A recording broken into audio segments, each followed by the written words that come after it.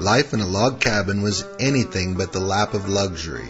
Few modern home dwellers could find much charm in the quaint confines of a 19th century log cabin.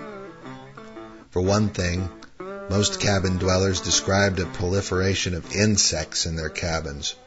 Without modern insecticides, most cabins were infested with fleas, mites, and lice. Scratching is a way of life. Lye soap offered some relief to the constant assault of parasitic insects, but not complete relief. Another aspect of cabin life was the fact that heat came from an open fireplace or a wood-burning stove. The upside was that in such a confined space, these would probably bring adequate warmth.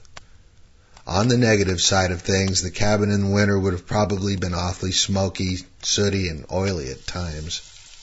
Some cooking took place inside the cabin, but most would have probably been done outside on an open flame. This, of course, was quite inconvenient in times of bad weather. Another obvious aspect of cabin life was the complete lack of privacy. Often families of 6 to 10 might have lived in a small single-pen cabin. Children slept on pallets in the rafters, but there would be no privacy for anyone in such a confined space.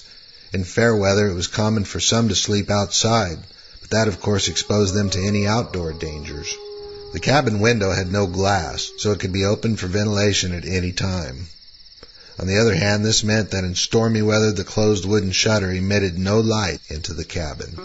Despite these hardships, a log cabin was the standard form of accommodation in the Old South, and immigrants to the Texas frontier were usually glad to have a roof over their heads in one of these cabins, as they hoped to build their fortunes enough to upgrade to a frame house.